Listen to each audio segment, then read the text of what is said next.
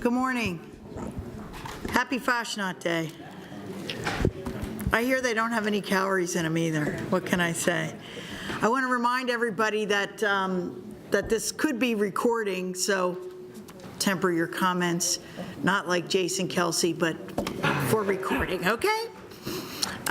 Today, my name is Kate Harper. I'm the Majority Chairman of the House Local Government Committee, and we're having a hearing on Representative Bernstine's House Bill 1405 regarding municipalities that sell their own electricity and rates and things like that.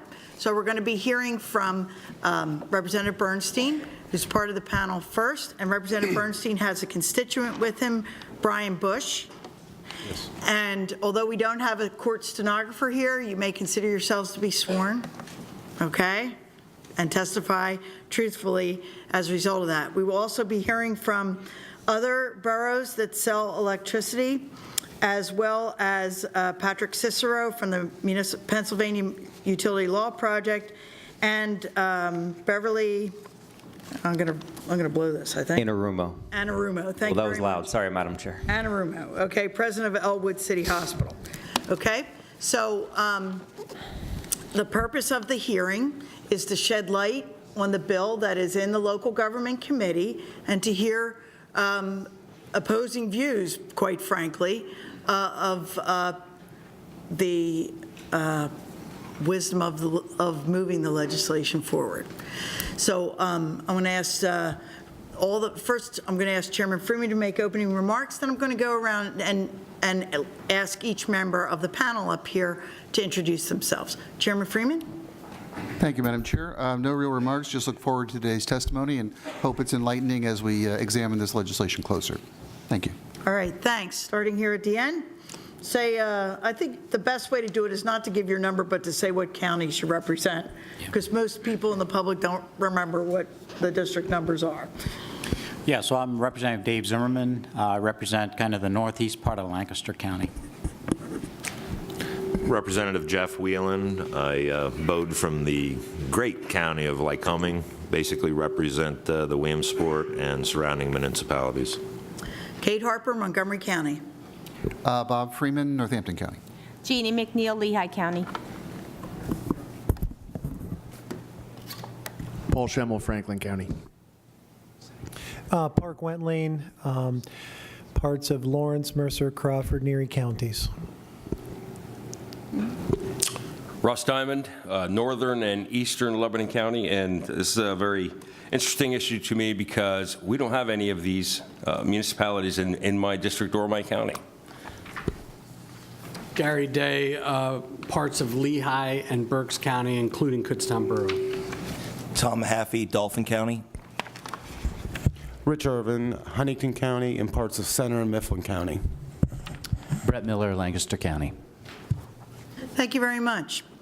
Representative Bernstine, are you ready to begin? I am. Thank you, Madam Chair. And take it away. Thank you so much for my colleagues for coming today. It's great to see you. It's been about a week or so it's great to be back. And Madam Chair and Mr. Chairman, first and foremost, I'd like to thank you for allowing this hearing to take place.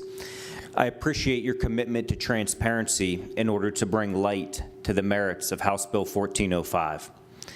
Today, you'll hear from those in favor and those opposed to House Bill 1405, just as it should be. This is a bill that is broad-based, it's bipartisan in nature, with State Representative Pam Snyder and I being the co-prime sponsors. This bill is also supported by 84 co-sponsors in the House of Representatives. That's 84. Additionally, it is also supported by a majority of members of this local government committee.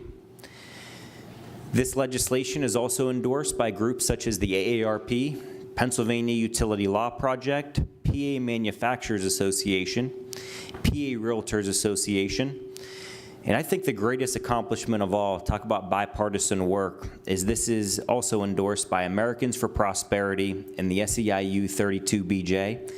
I can't think of a time where that's happened, so I think that's absolutely a great thing as we work on bipartisan legislation together. This legislation was introduced in order to solve a problem.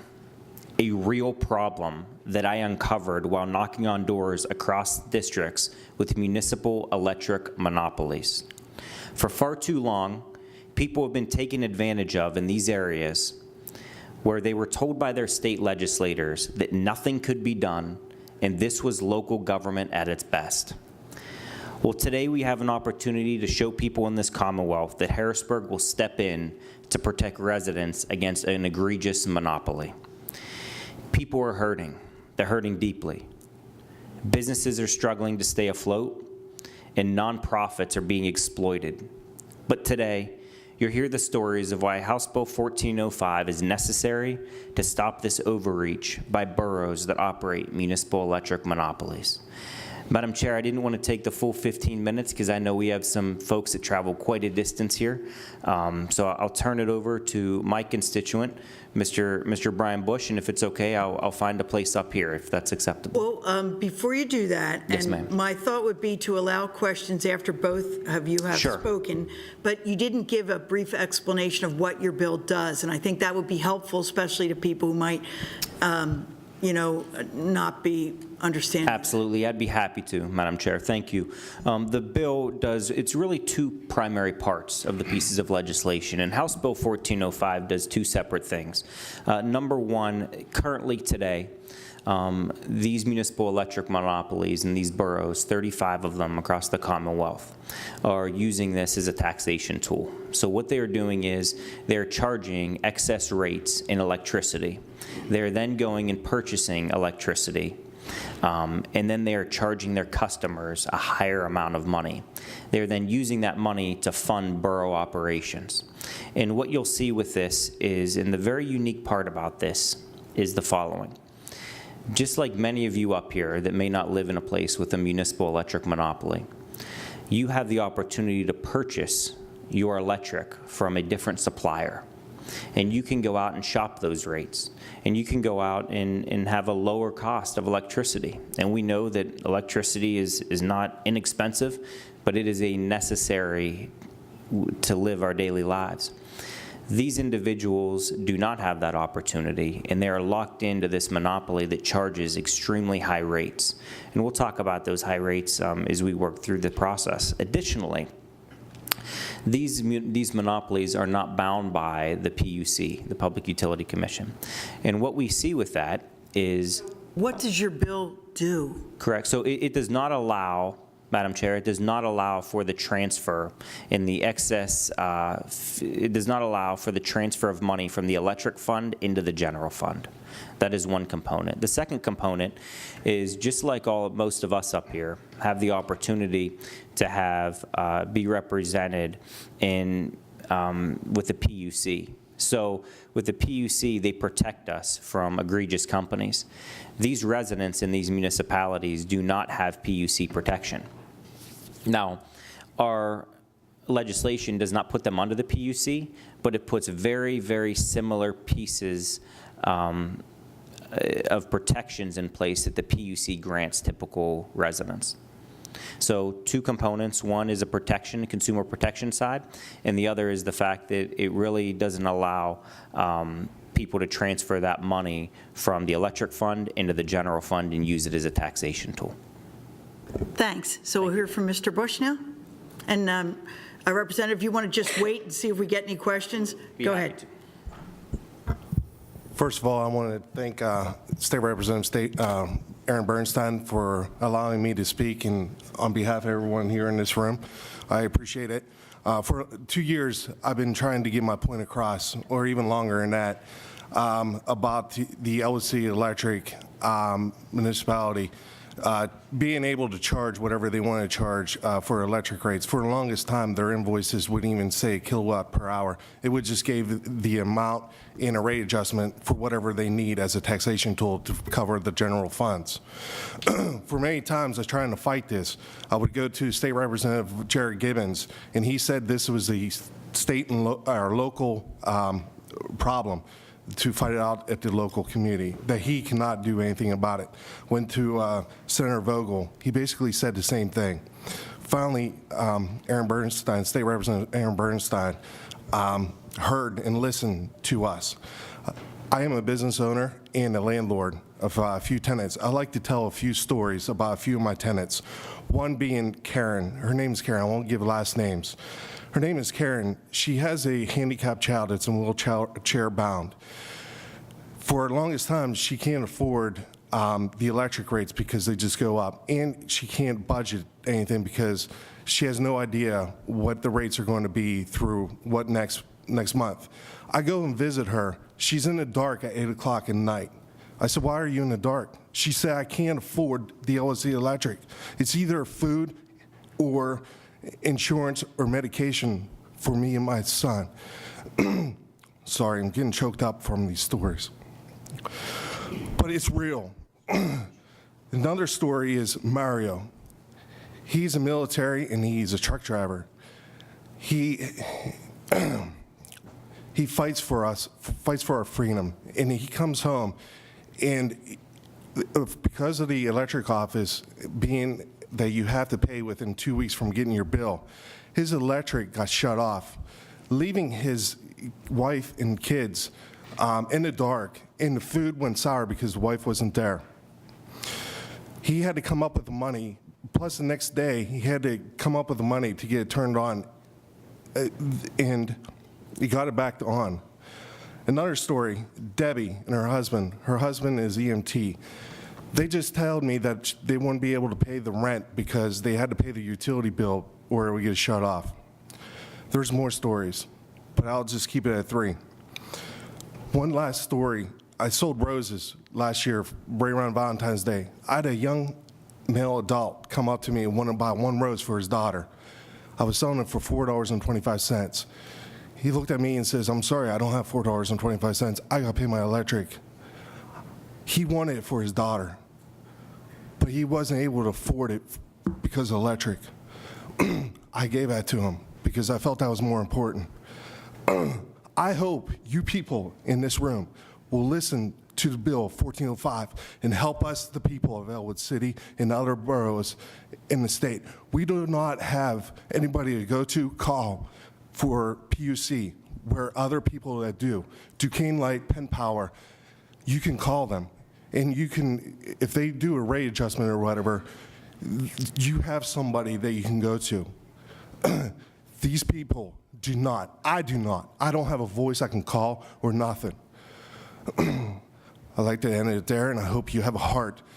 The next time you are anywhere having your dinner or whatever, and knowing that Karen, Mario, and Debbie are in the dark because they can't afford their electric bill. Thank you. Thank you very much. We'll take questions. I'm sorry. Thank you, Madam Chair. Okay. And Mr. Bush, thank you for your attendance today with the long trip that you made from Western Pennsylvania. Right. That was Elwood City, right? That's correct. Right. Okay. Questions? Thank you for the explanation of the bill. I am a co-sponsor of the bill because you approached me when you first introduced it, and you detailed the problem to me as you saw it. I do want to ask you, though, in your testimony, you said that these constituencies, ratepayers, need similar protections to what the PUC offers, but you're not putting this under the jurisdiction of the PUC. Why would you not simply put this under the jurisdiction of the PUC? Because in most people's minds, when they talk about a municipality that's selling electric, they would consider that a public utility. So if you could detail the reasons why you wouldn't put this under the jurisdiction of the PUC, I'd appreciate that. Thank you, Representative Diamond, and thank you for your support of being a co-sponsor on the legislation as well.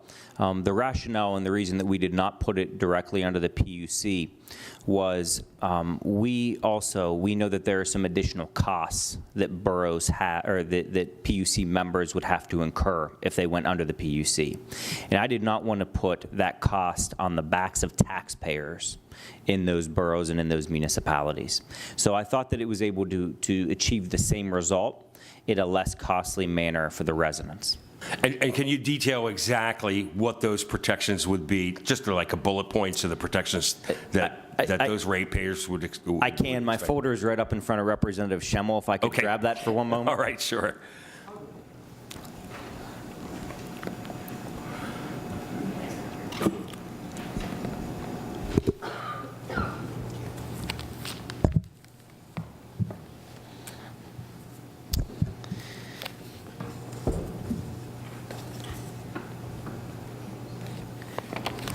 If you just give me one moment, Representative Diamond, thank you.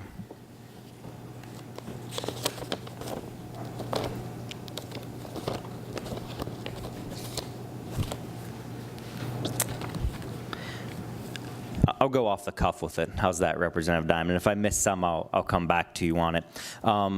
Basically, a couple things and they have to do in, additionally, by the way, from Pennsylvania Utility Law Project, Mr. Cicero also addressed some of these that were in nature. But what we also had were, they were things such as shutoffs in the middle of winter. So there is nothing right now that these municipal electric monopolies, they can shut people's electric off in January and in February. We've seen it happen. It has to do with things such as rate increases. So the fact that they can't just jack up rates arbitrarily in certain areas, in certain times.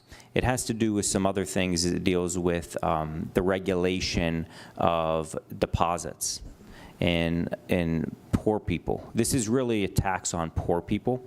So those are some of the things that it has to do with the PUC, and I can get you the full list of it. So let me help you with that, because unbelievably, we don't have a copy of the bill in the folders. I have my own. I brought it with me. But if you look at the bill, what Representative Bernstine has done was put in what are typically considered to be PUC-type consumer protections into the bill. So instead of going to the PUC, his bill proposes these protections. That's correct, Madam Chair. In the bill. Okay, that's how it relates to 1405. So, Yes, Madam Chair. Thank you. Fair enough?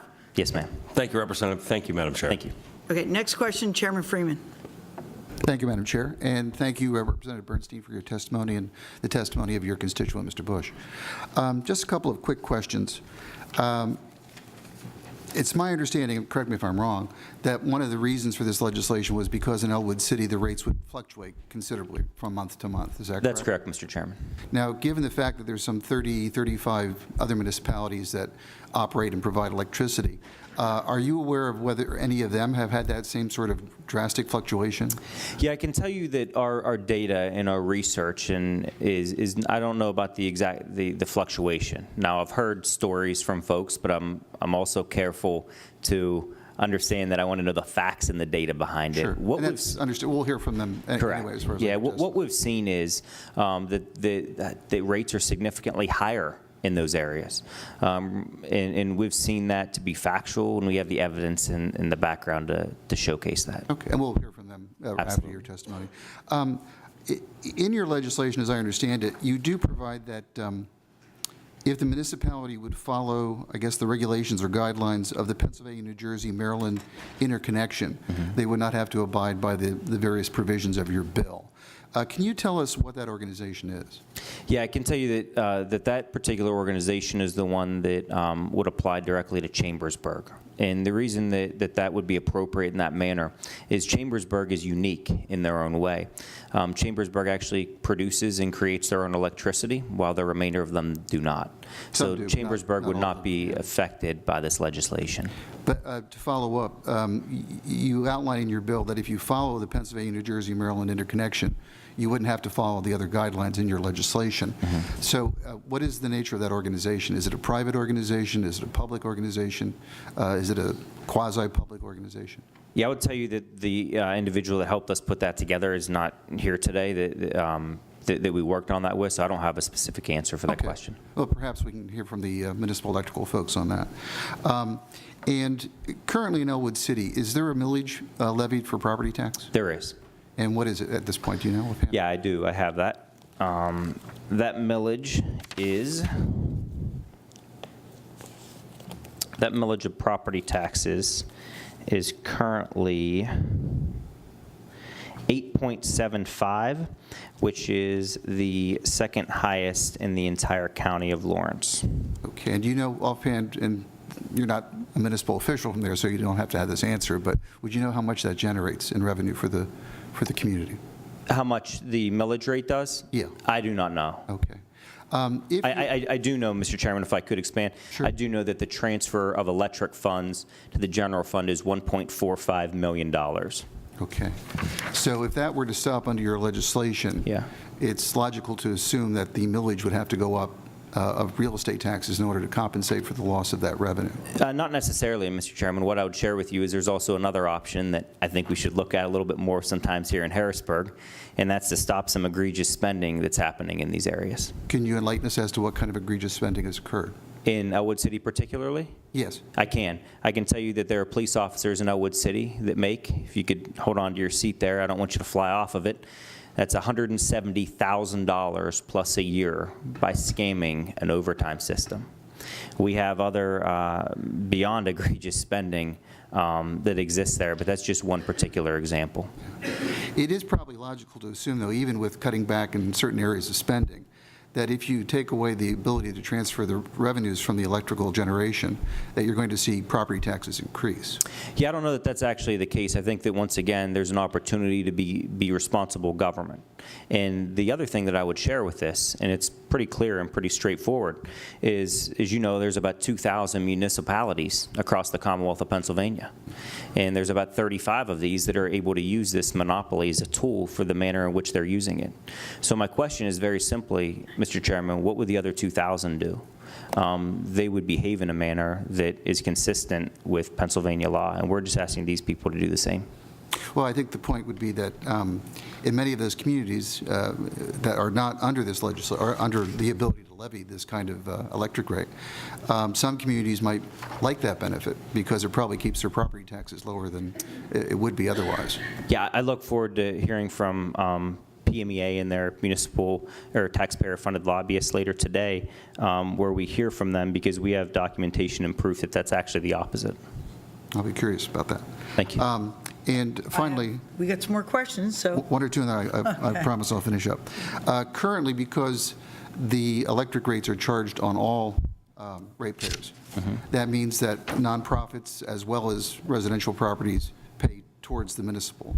That's correct. If that's restricted just to the actual generation, they would not pay any property taxes or other municipal taxes. Is that correct? Well, I think they would operate just as the other 2,000 municipalities do, and I also think that it's not appropriate to put an additional tax on schools. I think we consistently hear here in Harrisburg, just as the governor said the other day, we need more money in schools, and these 35 municipalities are taking money away from schools. Well, one could make the argument, too, that at least this process, although it needs some adjusting based on the grievances that you both mentioned today, does ensure that all who live in that community pay something towards the operation of municipal services, whether it be police, fire, or what have you, and that if we were to adopt your legislation, they would no longer pay anything, because if they're a tax-exempt entity, they don't pay any other kind of taxes. Just as the other 2,000 municipalities across the Commonwealth do. That's correct, Mr. Chairman. Okay. And finally, I noticed in your legislation that you would allow the municipality to ask how many adults live in a residence. What was the reason behind that in terms of what you were trying to get at? I'm not sure I have that particular piece of the legislation. If you could point me to a line on it, that would be appreciated. Let me see if I can dig that out. And if I don't have an answer, Mr. Chairman, I know my team members over there will get back to you with these things.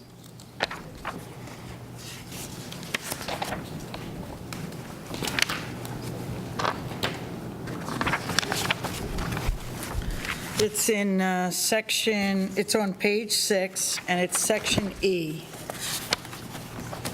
Section B, Madam Chair, you said? E as in everything.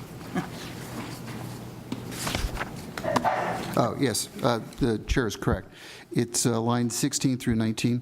Adult occupants. Prior to providing utility service, a borough may require the applicant to provide the name of each adult occupant residing at the location and proof of their identity. I just wasn't clear why that requirement was in there. Yeah, I believe that is, and I'm not trying to perjure myself. I'm going to go off of an I think type thing, Madam Chair, if that's okay. I think, Mr. Chairman, that's information that was actually taken from the PUC. I believe that's part of that entire section. But I will get back to you, and I think that has to do with down payments or security deposits. So I'll get back to you on that, but that seems to be in that overall section, but I can get back to you on that. It just seems as a curious provision, because if you're paying your electric bill, why do why does the electric company or the borough need to know how many people are living there who are adults? Yeah, once again, I think that is the part, this is the part that was taken directly from the PUC piece. So I think that we probably transferred that over, but I can get back to you with that information. That's fine. I Thank just you. know in my own case, paying my med ed bill, they've never asked me how many adults live in our household, so I found that kind of curious. But thank you for your testimony today. Thank you, Mr. Chairman. Thank you. Representative Mahaffey. Thank you, Madam Chair. Representative Bernstine, thank you for your testimony. The question I have is, I have a couple questions, and bear with me here, I'm losing my voice. If this bill is enacted into law, when would it take place? We have that as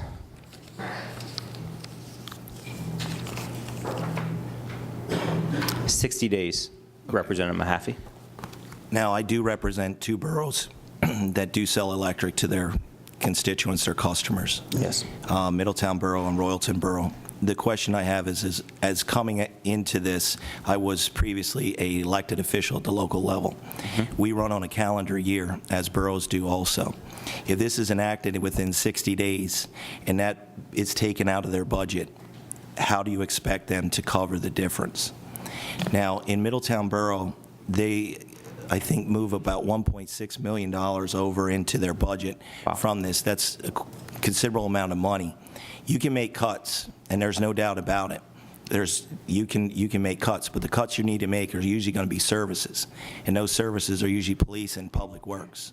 So if you don't have people out plowing your snow or making arrests or doing the protections that they need, I see this as being very problematic in this bill, if passed, because you cannot raise taxes in the middle of the year. That has to be identified and done at the end of the year, which would be enacted in the beginning of the year, and then that would be done through the taxation through the counties or the local tax collectors, whoever collects that money. So they can't collect any more tax revenue at that point, if need be. I know that this would be at least doubling these 2 municipalities in taxes if they had to cover this difference, other than cuts.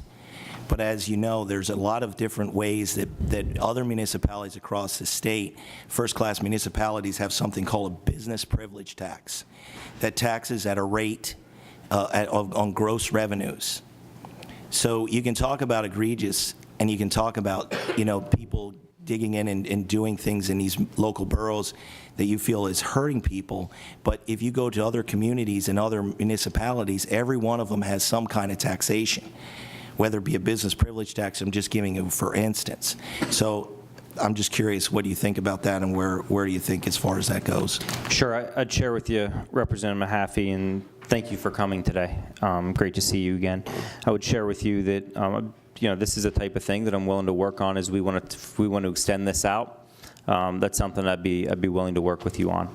As you talk about the tax rates, I think it's important to understand that there's also another component to this, and that's with property taxes, you have the opportunity to write these off. And with when you talk about electric, you do not have the opportunity to deduct that from your taxes. It looks to me, from my analysis of it, and you're talking to kind of a data nerd here that likes a lot of numbers. And my analysis is very simply that these 35 people, that these 35 municipalities are living pretty fat. They're living pretty good off the hog. And while they're doing it at the expense of taxpayers.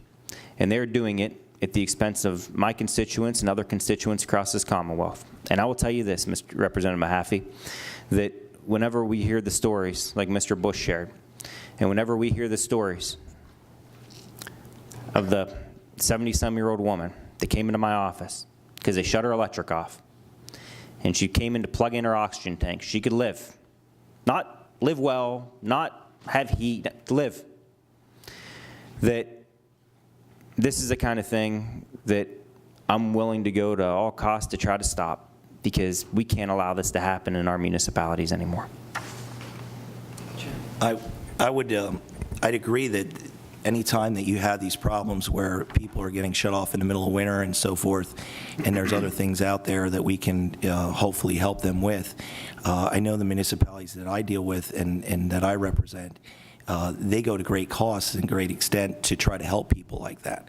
I don't know the specific situation that you're talking about. I don't know if they went through a process, and I'd be willing to ask the same question to the other testifiers at that point in time. But I would hope they would not do that on the first go-around. I hope it would be a situation where they've gone through every possible option out there before they do something of that sort. And I know that the general med eds and PP&Ls and so forth, they do the same thing. You know, I think they've extended themselves to that point, so. Thank you. Thank you. Thank you, Representative. Representative Whelan, folks, we're going to have to move this along in order to be able to get all the testimony in today. So let's have shorter questions and shorter answers, okay? Absolutely, Madam Chair. Yes, ma'am. Thank you, Representative, for bringing this to our attention. Just a real quick question. We were presented with this chart as part of the testimony. I'm not sure who provided it. It's footnoted at the bottom, Pennsylvania DCED Municipal Statistic Database. Yep. Now, someone mentioned before the start of this hearing that perhaps this was not totally accurate. Right.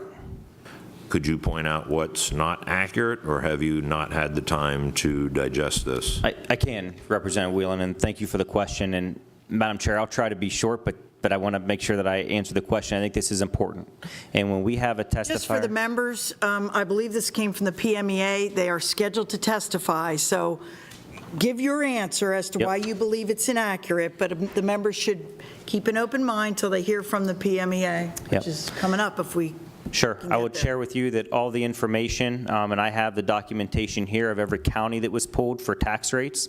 The tax rates on here, of the 35 that are listed, there are 7 inaccuracies. Those inaccuracies are at East Conemaugh Borough, Royalton, Chambersburg, Wampum, Lansdale, Dunconian, Mifflinsburg.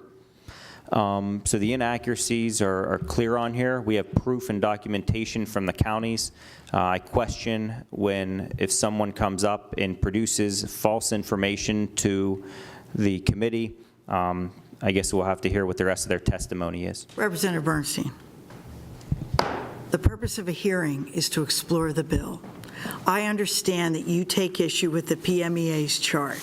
But if it came from DCED, there are a lot of possibilities for why your numbers and theirs vary. And I don't think we have to disparage people who have not yet testified on that. Thank you, Madam Chair. Representative Whelan, anything else? Thank you, Representative.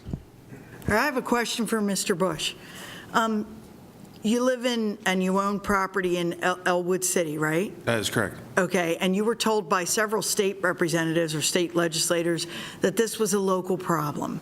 That is correct. And you're here with the local government committee. So I guess I would like to hear from you what you did at the local level. Did you go down to Borough Hall, talk to your elected officials? What did you do to talk to your local government officials about the issues that you told us about? Yes, thank you. I would go to meetings and talk to the mayor.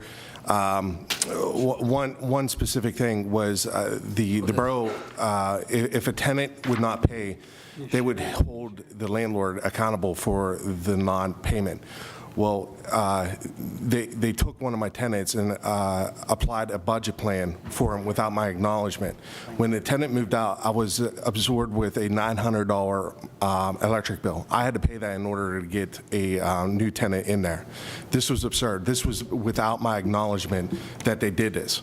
So I went to council meetings, to everything, then to State Representative Jared Gibbons, and he said there was nothing he could do.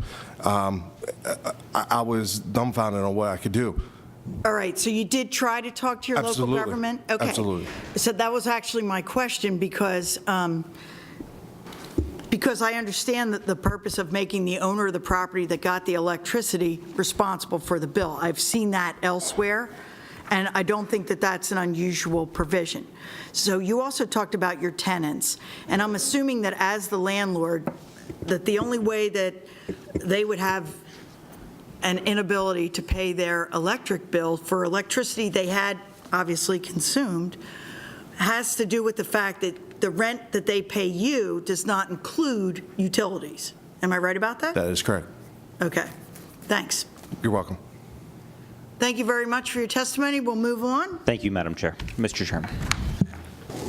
The next up is Vance Oakes, President of the Pennsylvania Municipal Electric Association and the Borough of Grove City Manager, and Robert Thompson, the Borough of Ephrata Manager. Gentlemen, consider yourselves sworn, although I don't have a court reporter to take testimony, and this is an informational hearing, and I see Dave Woglum is also there. Dave, you want to identify yourself to the committee because you're not on the list. Use the microphone, and you turn it on by pressing the bottom of it. Get a little green light, and I'll let you go. All right? Thank you, Madam Chair. I'm David Woglum. I'm the Executive Director of the Pennsylvania Municipal Electric Association. Thanks. Do you guys have an order in which you want to go? Fine, then I'm going to let you go. Whoever goes first, introduce yourself. Okay, thank you. Good morning. My name is Vance. Sounds like your mic is not on. You want to make sure that green light's lit? How's that? A little closer to your mouth. Yeah, that's Closer? We want to hear you. Okay, Come on. thank you. I'm sorry about that. Okay, great. Thank you. Good morning again, Chairwoman Harper, Chairman Freeman, and committee members. My name is Vance Oakes, and I'm the Borough Manager for the Borough of Grove City in Mercer County, and I'm also President of the Pennsylvania Municipal Electric Association. I'm pleased to have the opportunity to appear before you today and provide comments on the importance of municipal electric systems in Pennsylvania and on the negative effects House Bill 1405 would have on boroughs that operate municipal electric systems. Nationwide, there are more than 2,000 public power systems that provide electricity to about 49 million Americans, accounting for 15% of all electric sales in the United States. Some of the nation's largest cities, including Los Angeles, Orlando, Nashville, and Seattle, operate publicly owned electric utilities. However, the majority of public power communities are small, with 3,000 or fewer customers. Here in Pennsylvania, there are 35 such borough-owned electric utilities, serving approximately 165,000 Pennsylvanians. While the largest is Chambersburg Borough, serving more than 20,000 residents, the average Pennsylvania public power system serves a population of only 3,200 residents. Most, if not all, the 35 municipal power systems in PA have been in the public power business for more than 100 years. Municipal electric systems are often referred to as public power because the utilities are part of the local government. They're governed by the elected borough council. As a result, in public power communities, the shareholders of the system and the customers are one and the same. This structure allows our electric system to be responsive to customer concerns and allows customers to speak directly to the borough council about policies and decisions that affects the municipal power system. So public power is directly accountable to voters. Our rates, our power supply plans, capital investments, policies, and procedures are all discussed in an open and transparent process at borough council meetings and voted on by the elected borough council members. This public power format allows the borough council to focus on the long-term goals of our community and to deliver a competitively priced service with reliability that is aligned with community goals and sound business practices. Public power revenues are then reinvested in community programs and services and projects that are decided and directed by the people's representative. As nonprofit entities, municipal electric systems exist to provide reliable, affordable electric service to our customer owners. Pennsylvania's municipal electric systems and the rural electric cooperatives here in Pennsylvania are exempt from PUC regulation because they are self-regulated by their consumers.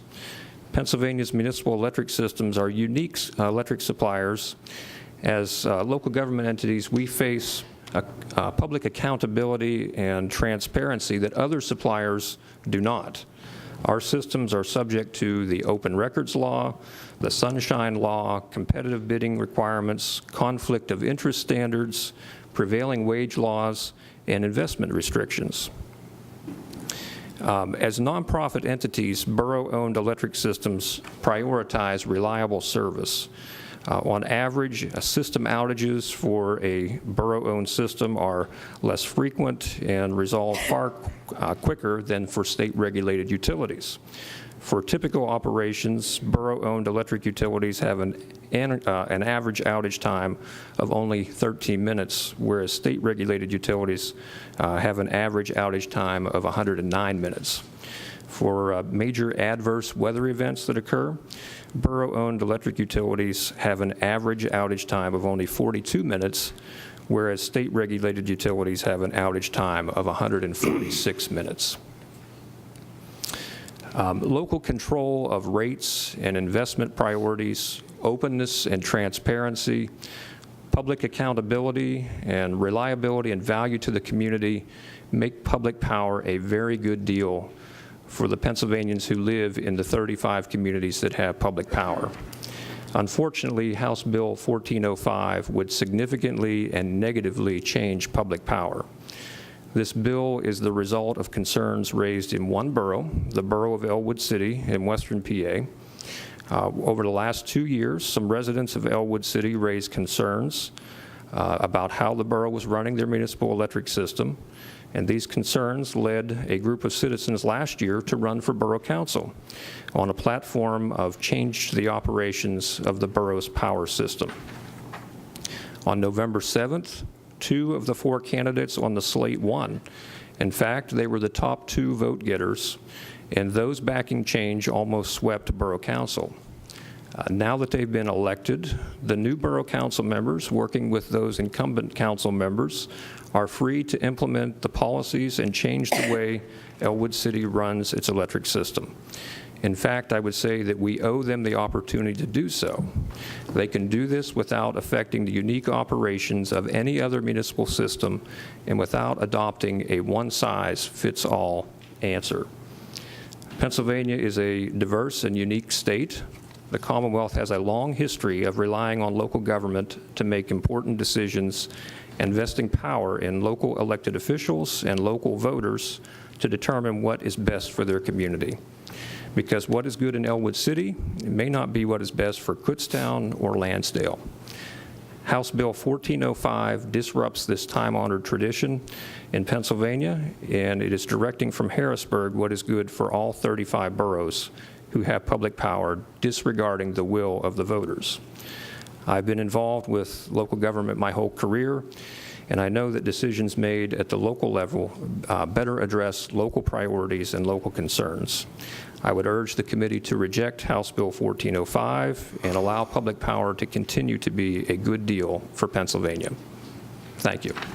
Thank you. We'll hear from the panel before we take questions. Thanks. Stick around.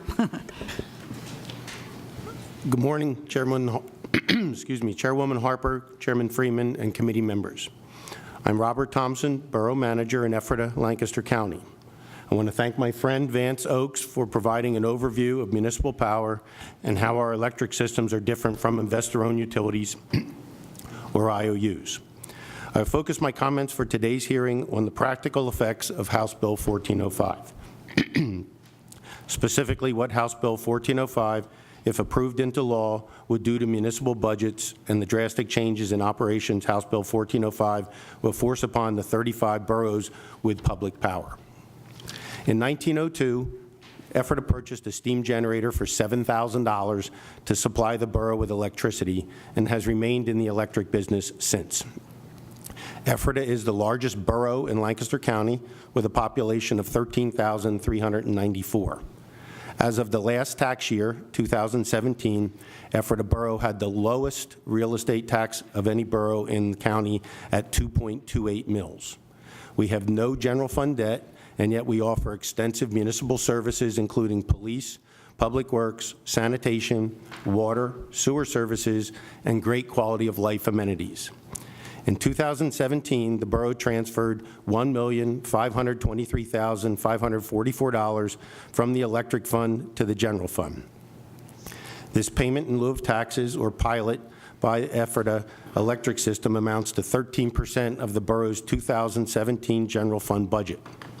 This policy is not unique. In fact, most of the 2,000 municipalities across the country that are served by municipal electric have pilots. Our Borough Council supports the policy of lower real estate tax rates over lower electric rates because customers can impact what they pay for electricity through conservation practices, and the payment from a municipal electric system broadens the revenue base to make sure that even non-for-profit entities who do not pay real estate taxes provide some revenue to the borough for the services that they receive.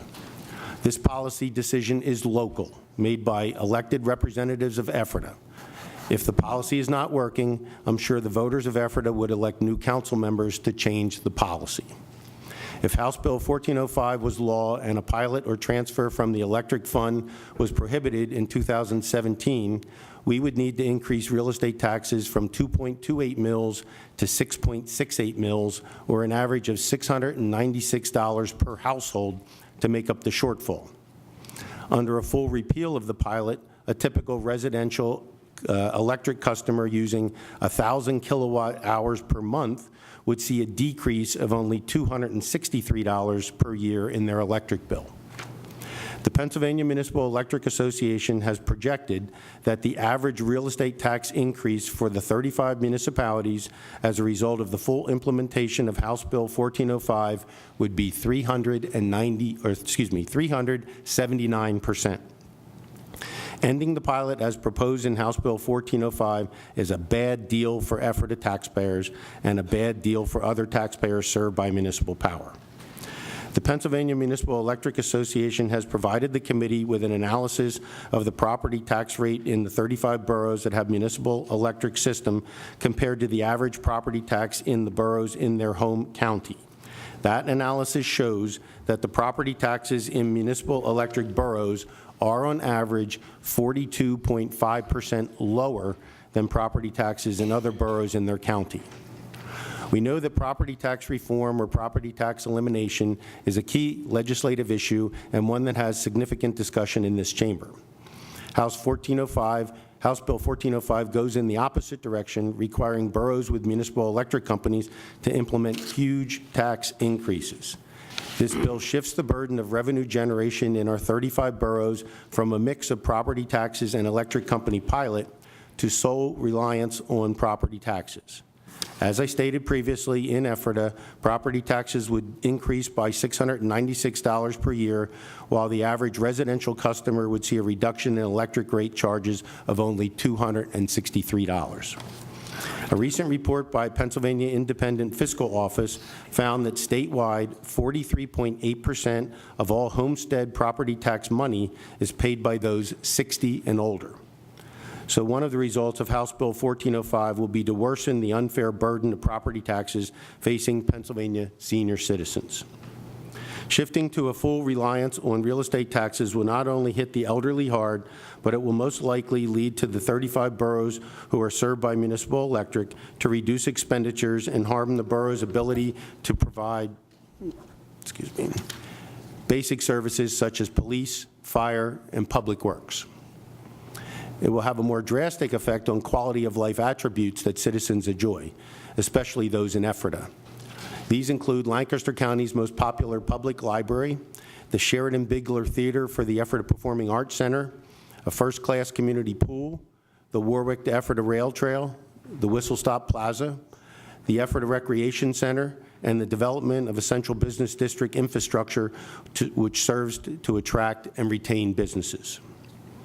Over the last year, legislators in Harrisburg worked hard to approve the state budget that does not include broad-based taxes, such as personal income taxes, corporate net income taxes, and sales taxes.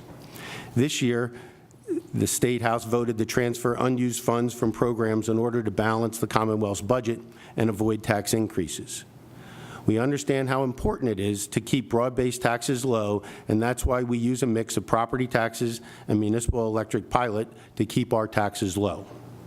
Some supporters of House Bill 1405 argue that electric rates for municipal power are much higher than the rates of the IOU in the neighboring communities, because municipal electric rates partially support the borough's general fund budget.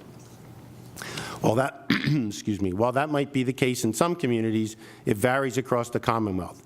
I can only speak for Ephrata, and electric rates in Ephrata are lower than the surrounding IOU PPL. For a typical residential customer using 1,000 kilowatt hours per month, the cost of electricity in the borough is $127.45. A PPL customer using the same 1,000 kilowatt hours per month who lives outside the borough would pay $148.56. Finally, last fall and over the winter, there's been some discussion by supporters of House Bill 1405 of amending the bill to make it only affect Elwood City and carve out the other 34 municipal electric systems. I strongly urge you to reject this proposal. We have a borough code, so there is one set of rules for all boroughs. This is similar for cities and townships. It sets a bad precedent to make public policy to change the rules for one community, and our concern would be for future targeted legislative action to resolve complaints of a few citizens. House Bill 1405 is not needed, and if implemented, will only lead to increased property taxes, reduced municipal services, and greater problems running a borough that has a municipal electric system. Simply put, if it's not broke, don't fix it. I urge you to reject House Bill 1405. Thank you for your time. Thank you. Dave, do you have testimony or anything you want to add? No, I'm just here to answer questions, should they come. Okay, I'm sure we will have some questions. I want to mention, I forgot to do this earlier, Representative Hill Evans of York County has joined us. Sorry about that. Saw you, forgot to say it, okay? Now, do we have questions? Yes. Chairman Freeman? Thank you, Madam Chair. Gentlemen, thank you for your testimony today.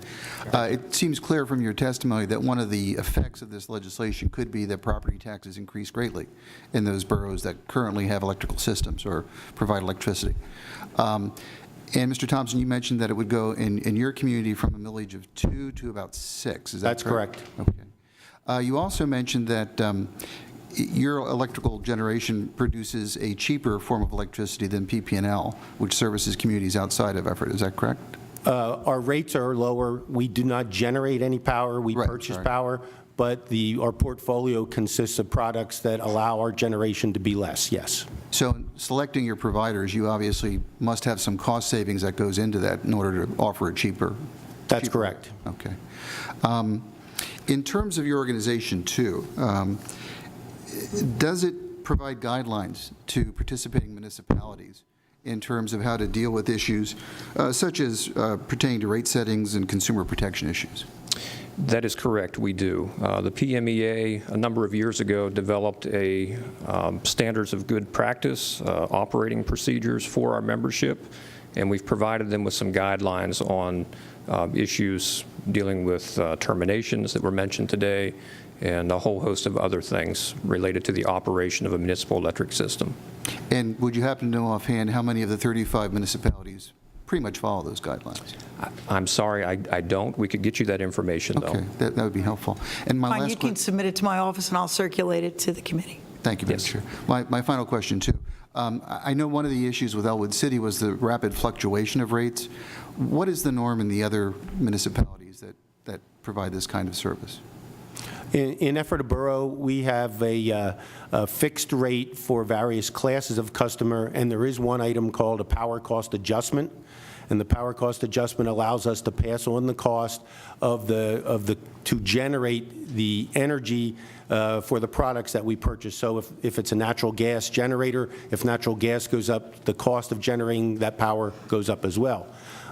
What you don't typically hear, however, is that when the cost of the power or the fossil fuels to generate go down, we pass on the credits as well. And I believe we've given back in the last several years in excess of $200,000. That's a considerable sum. And finally, I'd ask of the prime sponsor, in his legislation, if a municipality would choose not to follow the guidelines that he's setting out in the legislation, they could follow the guidelines set out by the Pennsylvania, New Jersey, Maryland Interconnection. Could you enlighten us as to what that organization is and what they do? Are you familiar with them? Mm-hmm. Okay.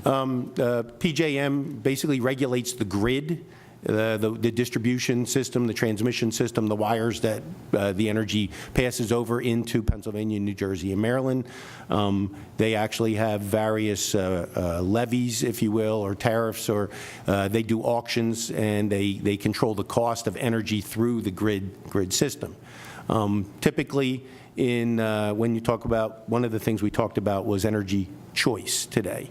Those that take advantage of energy choice only are taking energy choice for generation of power. The distribution system and the transmission costs are not regulated by the generator, and therefore they're generally fixed, and they're the costs that you generally see go up faster. In our comparison with PP&L, while the cost to compare for generation might be a little lower than the boroughs, their distribution costs are significantly higher, and the customer does not have any control over the distribution costs. They only have control over the electric generation costs. That's a very good point to make. Thank you. I guess that concludes my questions. Thank you. Okay, whoops. I think Representative Diamond, you were next, right? I'm up at some point. I'm sorry, I Put me didn't see on you. at some point. Put me on. Okay.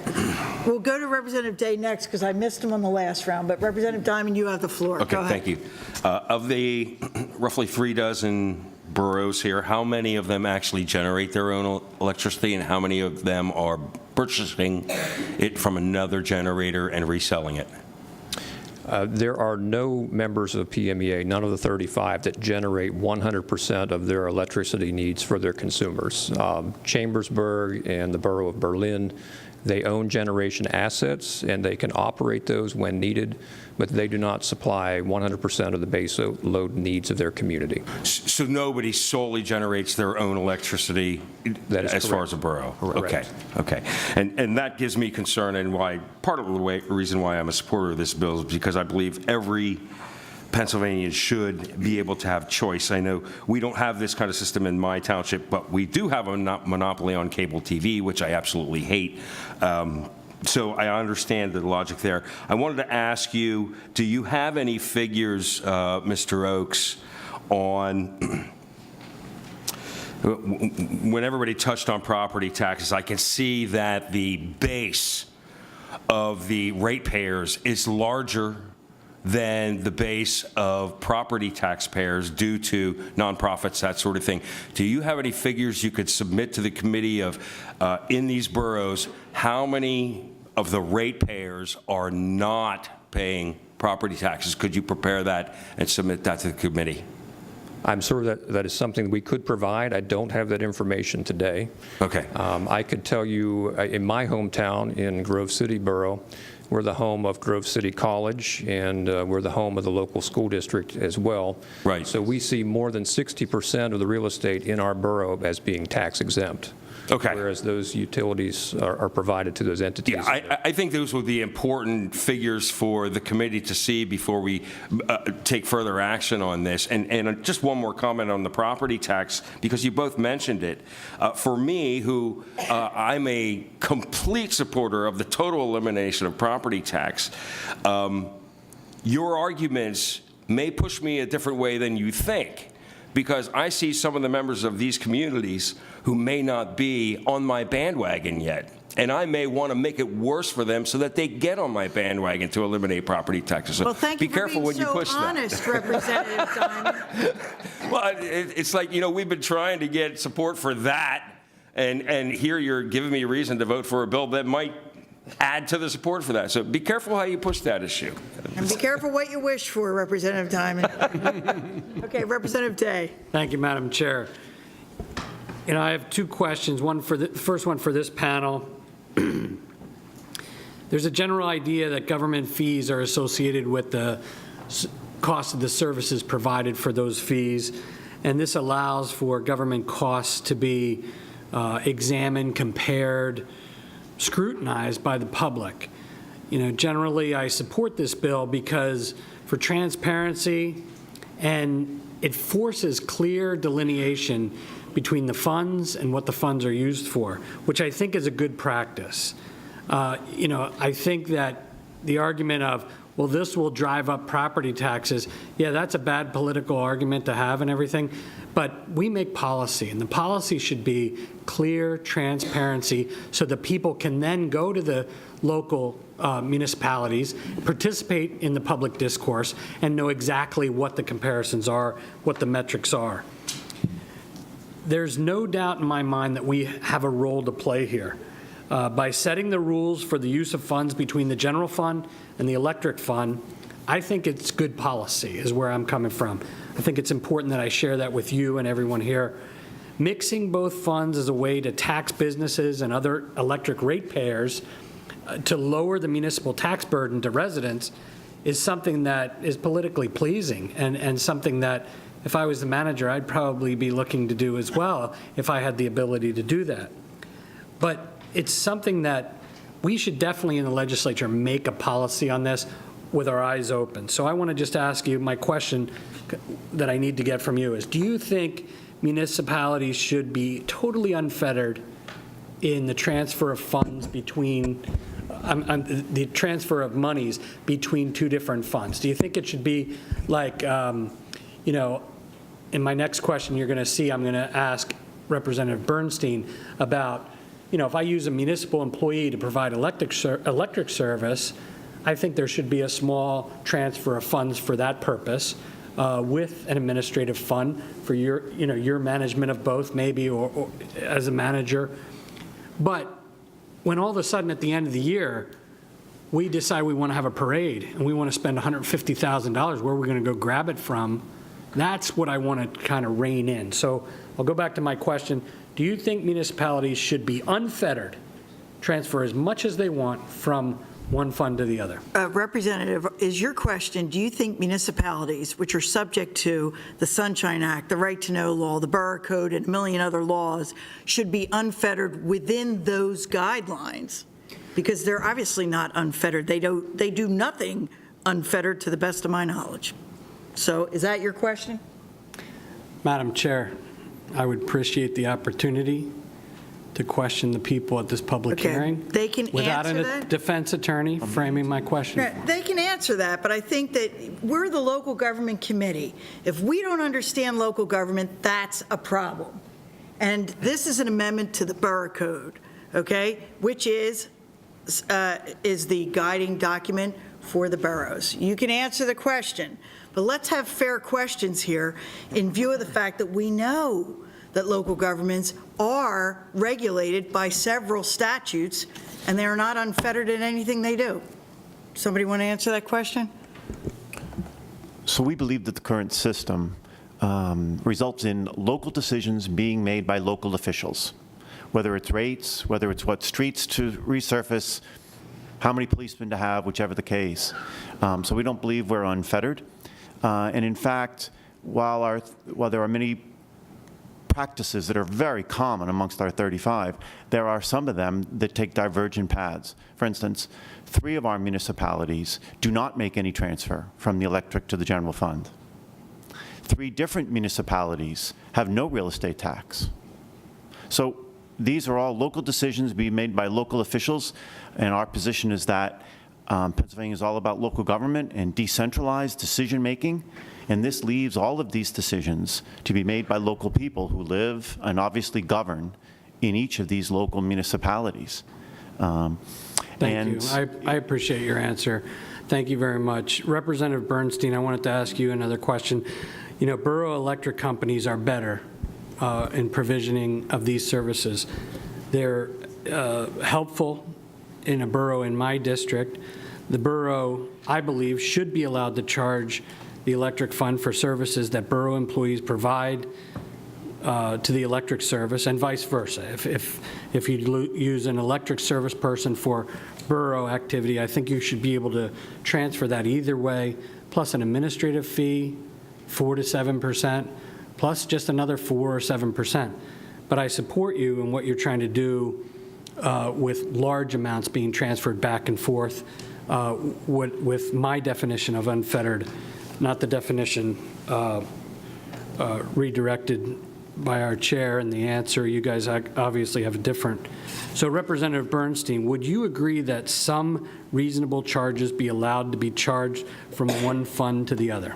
Thank you, Representative. They are. And the way that our legislation is written, I can't look at you and talk, so, Yeah, because that's it's fine. taken away. So the way that our legislation is written is very clear in the manner that should there be an employee, for example, that works for the borough and then works for the electric, you could charge for that particular employee. So any fees or anything associated whatsoever with the electric company, that would be able to, I'm going to use the word write off. It's not how it's written in the language, but write off in the fact that you're just not allowed to transfer the profits. Those electric municipal monopolies are not allowed to have a profit out of that, and that's what we're trying to stop. What would you do with the profit? Would you require a reduction in rates? It is correct.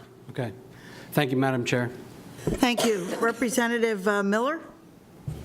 Thank you, Madam Chair, and thank you for your testimony. A couple of quick questions.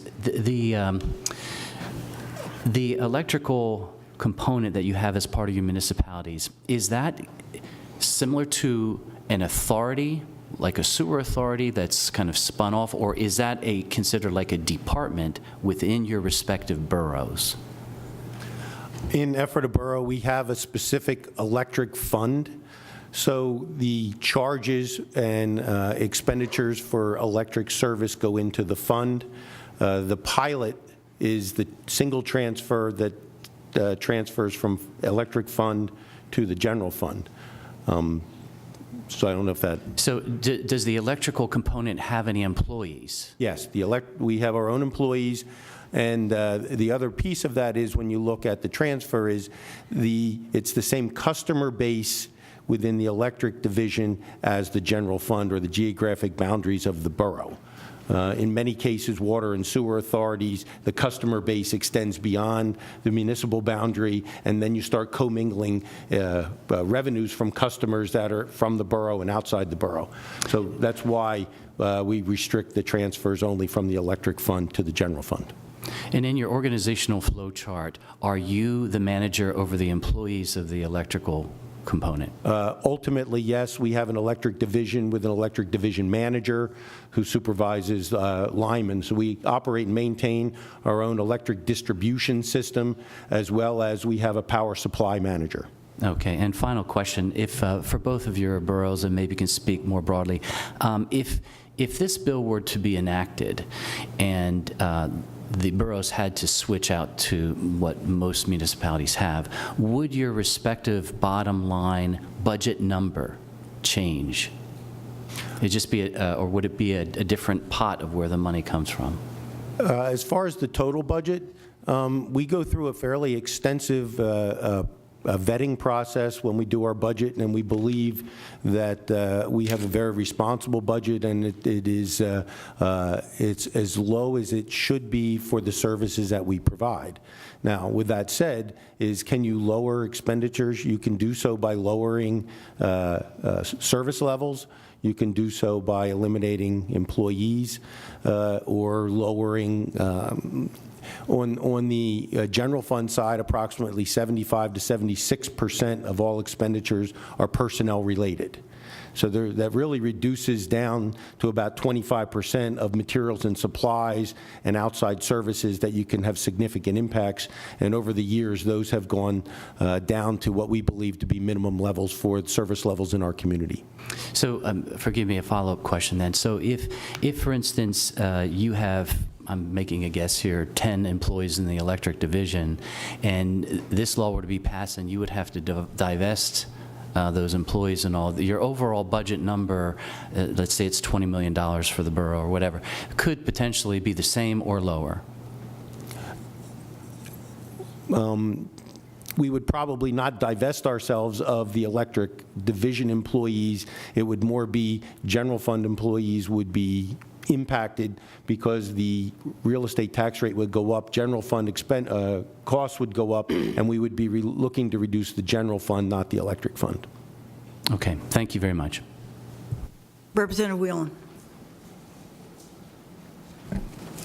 Thank you, Madam Chair, and thank you, gentlemen, for your testimony. History tends to teach us a lot. I'm a firm believer in looking back in history. So if we look back in history, there's present day, there's 35 boroughs. What was it previously? What did the Commonwealth peak out as boroughs or municipalities that maintain their own electric? Any idea historically? To my knowledge, it's always been 35. So it's been 35. I don't think it ever got higher. Never got higher. No. And then the second and last question is, if this is such a good deal for the folks in these boroughs, which in some cases, if this is accurate, it is a good deal for constituents in certain boroughs and maybe not so good for other boroughs, how many boroughs are looking at doing like these 35? Is there boroughs out there looking to do their own electrical? It would be very, very expensive for any municipality not currently in the public power business to get into the public power business. First of all, there would be a major expense at the entry point where the public power would come into the municipal line. The municipality would have to buy the poles and transformers hardware, the meters, from the IOU. So there would be a huge upfront cost. The municipality could borrow that, spread it out over 30 years, et cetera. But it would be very, very expensive now to get into the business. We basically, since the invention of electricity, we've always had 35 boroughs, basically, and nobody's looking to get into the business, and nobody's looking to get out. Correct. I mean, the 35 of these municipalities, as Mr. Oaks said, all got into this at the turn of the century, around 1900, when power first became available. Okay. Their elected people had the wisdom to get into this business, and they've stayed in the business. Thank you. Representative Mahaffey. Thank you, Madam Chair. Thank you, gentlemen.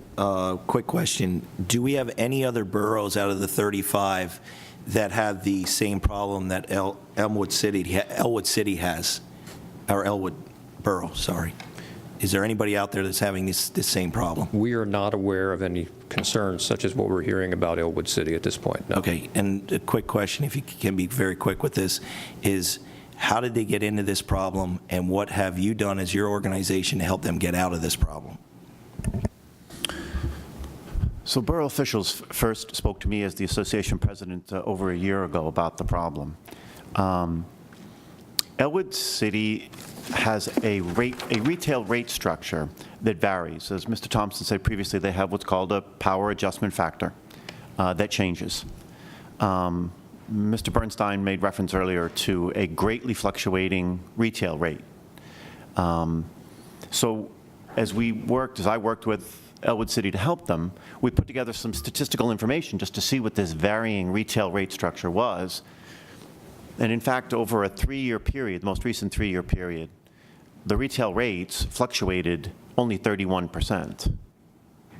However, the vast majority of that 30% came during what's called a polar vortex period of only 3 months, which took place about a year and a half ago. So one of the things that Elwood City did in response to this concern that some of their constituents had was approximately 6 months ago, they fixed their electric rate. When I say fixed, it made it steady. So this power adjustment factor went away. It remained the same. So for the past 6 months, there hasn't been any fluctuation in the retail rates in Elwood City. It's the same. So, our argument here is these are local decisions being made by local people concerning local issues. In Elwood City, there was this concern, which Borough Council heard from some of their constituents, and in response to that, they reacted and changed their rate structure so that there wouldn't be any kind of a fluctuation. Okay. Thank you, Madam Chair. Representative Bernstein had something you wanted to say? Yeah, a couple, and I'll play rapid fire, so quick answer, if I could. First and foremost, the information on the taxes that was here. From my understanding, I'm a big believer in it, and I would refer you to The Facts Are Stubborn, but Statistics Are More Pliable by Mark Twain, okay? And I don't mind, but I want to point you to a couple quick things. Pitt Karen, and by the way, I probably totally botched that, so pardon me. Is that right? Not bad for a Western PA guy. Variance from county average, 2.91%, just over county average. Not bad, right, folks? Not too bad. In fact, 131 municipalities in Allegheny County. These folks have the 27th highest tax rate. We can go down to Middletown, 13% lower than the average. Well, folks, once again, those stubborn facts, 40 municipalities in Dauphin County, they're ranked 9th, happy to be in the top 25%. We'll go down to Wattstown Borough, 5.35% higher, not too bad, but in fact, they have another good ranking of 8th of 36th in the highest tax rate. My point is, folks, the pliable figures that are here and what has been done by this is inaccurate, and it's deceptive, and it's unfortunate. The other thing that I would share with you is this. We have right here, as we see the municipal rate comparison.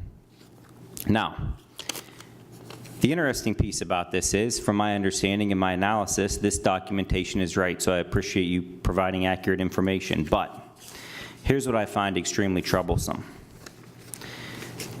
And if I could, I will address just the Grove City piece, if I could.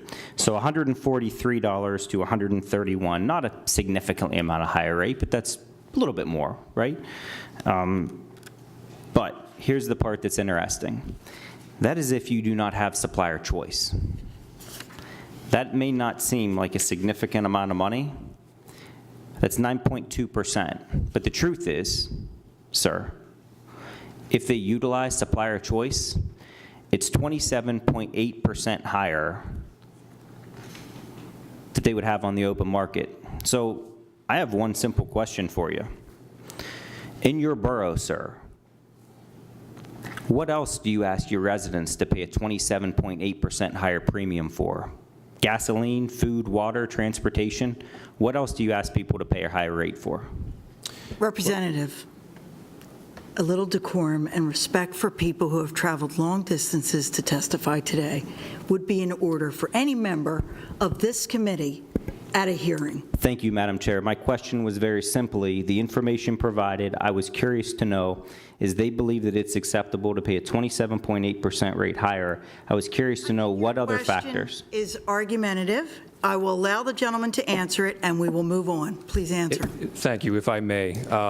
In regard to the statistics, I personally am the gentleman that put this report together for the committee, and I would invite you, if you go to the DCED's website, we could take out our smartphone and do this right now.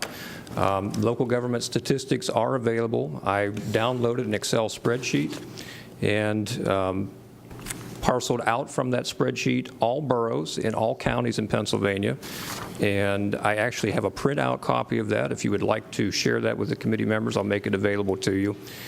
Those are the facts. Thank you. If you'll give that printout to me, I'll make sure the committee gets it. Certainly. And thank you for your testimony. Now we'll be moving on because we have a schedule to keep and we're behind schedule. Next up, Patrick Cicero from the Pennsylvania Utility Law Project and Beverly Anarumo, president of Elwood City Hospital. I know Patrick Cicero is here because I saw him earlier. Is the president of the hospital here? Oh, there you are. Please take a seat. Thank you. Good morning. Their operations directors. Okay. Is there someone else who wants to testify as part of this panel? Could you identify yourself, sir? Thank you, Gerald Santillo. Please have a seat. Do you guys have an order for your panel? Whatever pleases the committee. Whatever gets it done quickly and efficiently would be my bet. So why don't you go, Patrick, because you look ready. Sounds great. I am ready. Thank you, Chairpersons Harper and Freeman and members of the House Local Government Committee. Also, I want to thank you and Representative Bernstine for inviting me to testify today about House Bill 1405. You have in your packets my written testimony. I'm going to summarize that. I'm not going to go through it in great detail. We've heard a lot of conversation today about Section 1 of the legislation in House Bill 1405. Most of my testimony is going to be about Section 2. And Section 2 of that legislation are consumer protections that would look to replicate some of the consumer protections that exist under the Public Utility Code. And I think that they're pretty important, and I'm going to talk to you about why they are and hopefully be able to answer any questions you have about those consumer protections. So I am the executive director of the Pennsylvania Utility Law Project, or PULP. PULP is a designated statewide specialty project of the Pennsylvania Legal Aid Network, focused exclusively on low-income utility issues. For almost 4 decades, our organization has provided legal representation and support, information, consultation, and advocacy in conjunction with local legal aid and community-based organizations. We represent clients before the Public Utility Commission, before the Department of Community and Economic Development, and the Department of Human Services on all matter of utility issues. Much of our advocacy focuses on energy issues because the ability of low-income Pennsylvanians to connect to and maintain essential services, including heat and light, is an ongoing concern. Others today have testified about the importance of flexibility on the parts of municipalities in setting rates. I understand the need for such flexibility. Today, however, I want to talk to you about the needs of low-income electric consumers who have to pay rates they often cannot afford. Each year, we represent hundreds of low-income households facing the loss of critical utility service. Some of these households receive electric service from the 35 municipal electric utilities. Unfailingly, these are among the most difficult cases for us to handle because of the lack of statutory and regulatory protections for these consumers. When we are unable to adequately resolve municipal electric issues, our clients often face drastic choices. The costly and devastating eviction, foreclosure, and even child dependency proceedings because of loss of electric services. The consequences of the loss of a utility are far more significant and far more pervasive than simply having the lights out. The list of consumer protections provided in House Bill 1405 would go a long way in terms of ensuring that households receiving service from a municipal utility have the tools needed to maintain service during economically vulnerable periods. It is important for the committee to recognize that low-income households face burdens when they're required to purchase electricity. Unlike electricity provided by public utilities regulated by the Public Utility Commission, municipal electric providers do not generally have low-income rates or programs designed to help utility consumers and low-income consumers reduce their electric bills. These households also do not receive the benefit of well-developed regulatory and statutory protections and the ability to dispute to have their dispute determined by a neutral third party.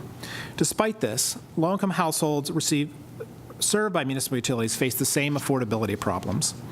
I would point you to Chart 1 on page 3 of my written testimony, which lists the energy burdens of Pennsylvania households. This information is gathered annually, and what it shows is that there are about 300,000 Pennsylvania households who live in what's called deep poverty. Deep poverty is defined as households living below 50% of the federal poverty guidelines. To give you a sense of context, the 2016 federal poverty income guidelines, and I'm using 2016 because the data, the energy burden data I have is 2016 data, is about $12,000 for a family of 4. There are 300,000 households in our Commonwealth who live below that level. You can see there are about 1.5 million Pennsylvania households, and that represents about 4 million people, or 25% or so of our Commonwealth, that live below 200% of the federal poverty guidelines. These households always pay a significant portion of their monthly income for energy. Chart 2 on page 4 gives you some of those federal poverty levels to give you context about what we're talking about. Pennsylvanians with income at or below these thresholds are very poor and struggle monthly. Unlike other goods and services, there is no ready substitute for electricity. When families cannot pay, they are simply forced to go without service for periods of time, and the consequences that I spoke of earlier often befall these households. Living without electric service is more than an inconvenience. Lack of refrigeration causes food to spoil. Families cannot cook hot meals or take hot showers, and most often furnaces are not operational, even if they run on an alternative fuel such as oil or natural gas. House Bill 1405 is no panacea, but it is a start. In reviewing the legislation as it is currently constructed, there are several changes that should be made, I believe, to clarify certain intent. I list those changes in my written testimony and won't belabor them here. They deal with carrying over some language from Title 66, which is the Public Utility Code, that isn't necessarily applicable to municipal utilities. And so if you look at my written testimony, you'll see some of the changes that I believe would be necessary. The only one I want to specifically talk about in my oral remarks is on page 7 and lines 3 through 4. Here, this would require the municipality to enter into at least one payment agreement with the household. I believe the intent should be clarified. Currently, the language says the borough may enter into a payment agreement. I think it is critical for households to have second chances. Because of the nature of poverty, households often have to juggle their bills each month and cannot always pay every bill on time and in full. If a customer falls behind on their electric bill, they should provide it a reasonable period of time to catch up. I would suggest that the may be changed to shall, so that boroughs, like other utilities, shall provide at least one opportunity for a second chance. I know that some members of the committee are concerned about the impact of House Bill 1405 on the ability to generate revenue for other municipal functions. I am not insensitive to concerns of municipalities in managing their revenue streams to provide needed services for their constituents. It is important to remember, however, that electricity rates, unlike, say, property taxes, are typically regressive in nature. That is, poor households pay the same rate per kilowatt hour as wealthy households and middle-income households, but do so with far less income. Property taxes tend to be measured based on the value of homes. Those with more expensive homes tend to pay more than those with less expensive homes. Furthermore, there is no ready substitute for a household to do without electricity. Every rate design and rate mechanism comes with positive and negative attributes in terms of bill impacts, revenue, and public interest concerns. Utilities and municipalities often seek rate designs and rate recovery mechanisms that guarantee recovery of costs to meet other needs, but rarely do they recognize the need for assistance programs that are designed to help economically vulnerable households. House Bill 1405 appears targeted to ensure that utilities have the revenue needed for the public service provided. With the additional consumer protections contained in Section 2, as amended, or the suggestions of amendment contained in my written testimony, we believe that the bill goes a long way in leveling the playing field for low and moderate income households. And with the corrections suggested here, we believe it should be adopted by the committee. Thank you for the opportunity to testify and provide this information. I am available to entertain questions that the committee may have after my fellow panel members have an opportunity to speak to you. Thank you. Next. Hi. I'm Beverly Anarumo. I'm the CEO of Elwood City Hospital. We were a not-for-profit hospital for greater than 100 years. We were just recently sold and are for-profit now, so we will be paying taxes. What I'm hearing today, I can only speak from our side of it. We pay, on average, about $40,000 a month for our electric bill. If we take the figures that we are about 25% higher because we can't shop our power out to another source, we're paying about $120,000 a year more than what we really should. I look at that in terms of what could I do with $120,000 to help my community. We offer a Meals on Wheels program. We service about 50 elderly folks. We do that through a volunteer program. We have 60 and 70-year-olds out there trying to help feed the 80 and 90-year-olds. With $120,000, I could hire a couple people and quadruple what I could do with that type of money. We could upgrade. We have a system where we have help for elderly. They push a button, they get help. We could upgrade our system and offer that to more folks. I also look at it from the perspective of if what Representative Bernstine said is true about our police department. My folks that I work with, they haven't had wage scale adjustments in greater than 10 years because we, as a nonprofit hospital, couldn't afford it. And they're making these large amounts of money. The last thing that I heard today, and it just hit me while I was sitting here, is that, hospitals and schools were made nonprofits for a reason. By government regulations, they became nonprofits. It sounds to me like these municipalities are finding a way around what the government said was a nonprofit. For whatever reason, they became a nonprofit to tax them anyways. It just seems like it's kind of not fair. They were nonprofit for a reason, and you're taxing them a roundabout way. So, yeah. I'm going to start off with a question because I'm curious. If you're now a for-profit hospital, do you know what your taxes will be? We just got our tax bill. Oh, we just got it. We just became you would have gotten your borough and county taxes. We did not receive our borough borough bill yet. We received our county taxes so far. So do you have any idea what your borough taxes will be now that you're for-profit? No, we don't know, but what I've heard is going to be around $90,000 just for the hospital building. Okay, so you'll be paying, and that's just borough taxes, and your school taxes are likely to be They're probably much higher than probably going to be more. The county tax is around $88,000 from what I saw. Okay. And as a nonprofit, you consume the electricity that you paid for, right? I mean, hospitals are big users of electricity, right? Yes. Okay.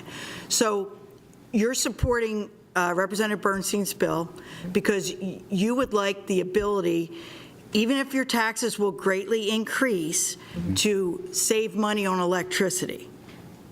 Yes, and here's why. Because of the fluctuation, we never know where our bill's going to be. At least with taxes, we can write them off, and we know what our bill's going to be.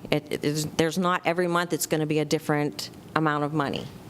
Right. Okay, I'm looking at your controller. You're the controller, right? No, I'm not. I'm the facilities director. Okay, because it was my understanding that the cost of doing business for a hospital would include your electric.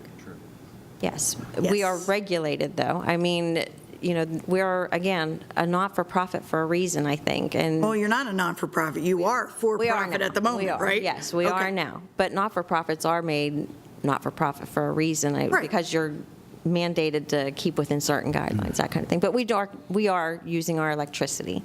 Right. Okay. So I guess what I'm asking is, the trade-off you're asking us for is, we're willing to pay much higher property taxes as long as we get a $120,000 break, we believe, on our electricity. We can also write those taxes off. And okay. So I see where you're coming from, although I'm not sure about the electricity as a cost of doing business. But that's the IRS and not something I'm involved in. Any other questions? Chairman Freeman. Given the nature of the electric bill you've cited, about $40,000 a month, have you instituted any conservation measures, and if so, what are those? I can let Charlie speak to that. Yes, sir. We have looked at doing some conservation measures. Of course, I think in our past and even currently, we're still not really on the positive end of doing things. We've looked at measures to reduce energy. We looked at changing our lighting systems out. We looked at variable speed drives on equipment. We looked at new equipment. The problem is we can't afford it, or we couldn't afford it at the time. We're kind of lost with, we don't have the competitive advantage we felt too with purchasing of power. Being locked into one power grid, one power system, we couldn't shop like you would typically shop for. No, I understand that, but obviously you could save some money through the implementation of conservation. We could do that, and if we had the finances to do that, yes, sir, we would do that. At this point, you've looked at it, but you haven't implemented any. So I know that Charlie, I'm sorry, I'm fairly new to the CEO role at the hospital, but I know in the past Charlie has gone to the borough and asked them for help. You know, other communities have had Penn Power or whatever be able to go in and help with lighting, changing out light bulbs to more efficient lighting systems. We don't have that advantage. Charlie, you can speak There was the Act 129, I believe. It was where the energy provider would help and assist the consumer with change out of light systems. Sure. Those type of things. So let me go back to your statement. Did you go to the borough and ask them for a special rate? Many boroughs that generate electricity or sell electricity have special rates for big users who are also big employers and are otherwise beneficial to the community. So did you go to Elwood City and ask them, give us a special rate? We did. Okay, so if the bill passed and rates had to be uniform, you wouldn't even have the opportunity to ask, albeit it didn't work for you, right? No, they That's what the bill says, uniform. Yeah, it is. I guess it's uniform the way they charge. With the bill's broken out into a kilowatt usage, your usage of energy, your demand, and then it was a power adjustment, rate power adjustment, and that's what seems to fluctuate to the point we just don't know where it's going to be every month. It's kind of a surprise when you get it. In the past, it's been double. In the past, we've paid $20,000 in a rate adjustment and don't even know where it's coming from. How do you calculate? So the fluctuation in rates is as big a problem as the cost. That's correct. Good. Thank you very much. Representative Zimmerman. Thank you, Madam Chairman. I'm just going to make a comment. Chairman pretty much asked my question on special rates, but I'm a big believer in limiting regulations and having local government, local control over these kinds of issues. And I really see this bill as actually adding to regulation and really taking away from local government in many ways. And so it's hard for me to support a bill as it is. And just looking at and hearing from Mr. Thompson and Mr. Oakes, Ephrata Borough has been doing this since 1902, which was back before this building was built. And it's been working well. They have a thriving downtown. So there's some things that are really happening and being done well. So my question revolved around special rates, whether you ask for them. And the other thing is, what are they saying as leadership of Elwood City? Have they spoken to any of the other municipalities that this is actually working well? Do you know whether there's been any dialogue with anyone else? I don't know. No, I can't speak for that, no. All right. But that's pretty much the content of what I wanted to say. So thanks, Madam Chair. Thanks. Representative Mahaffey. Yes, thank you, Madam Chair. This is actually to Patrick, if you could. You talked a lot about poverty, and we have an extensive program that as state representatives we pass along and try to help people that have problems paying their electric bills, called LIHEAP. Yes. And I'm sure you're familiar with that. Is that something that the boroughs offer, the boroughs that have electric, can they get into that program? Yes, thank you for the excellent question. I am familiar with the LIHEAP program. I'm actually the chair of the LIHEAP Advisory Committee to the Department of Human Services. So the answer to that question is, like all good answers, it depends. Certainly, if the electricity being provided is the primary heating source for the household, then the household would be eligible for the LIHEAP program, both cash and crisis grant. However, even if it's not the primary heating source, if it's a secondary heating source, meaning if it's necessary to run a furnace, for example, a natural gas furnace or an oil boiler, then the household would also be eligible to receive LIHEAP. And that LIHEAP grant either could go to the household directly if the participating municipality is not a licensed vendor with the Department of Human Services, or if they are a vendor, it would go directly to the utility and be applied to the household's utility bill. LIHEAP is available, and it's an essential resource for vulnerable households. I would submit, however, that LIHEAP is available in addition to some of these protections for customers of regulated public utilities as well. So it's also available for the PPLs and the MEDEDs of the world in the same fashion as I just described, primary or secondary heating source. So the boroughs do offer this then? I mean, this is something that the boroughs you're able to use with the boroughs that provide electric, is that correct? When you say the boroughs offered, I'm not sure I quite understand your question. LIHEAP is administered by the state of Pennsylvania through the Department of Human Services. All of the dollars come from the federal government. And so the person or entity that has to apply for LIHEAP is the low-income household, him or herself. But when you said that it can come right off the electric bill, that's something that boroughs do they have to enter into that, or how does that They would have work? to, and I don't off the top of my head know which, if any of the 35 boroughs are licensed vendors, but the Department of Human Services has a vendor agreement for heating providers that they could enter into, and if they entered into that vendor agreement, then it would be directly applied to the low-income household's energy bill. If the low-income household is served by a provider that isn't a licensed vendor, they can still get the grant, but the dollars are sent directly to the household. So they can get it either through the electric bill or through their own? Correct. Okay, very good. Thank you very much. Okay, thank you. Thank you all for coming, especially those of you who traveled long distances. I appreciate your being here. I think we had a lively discussion, and I appreciate your testimony. Thank you very much. Thank you. We're adjourned.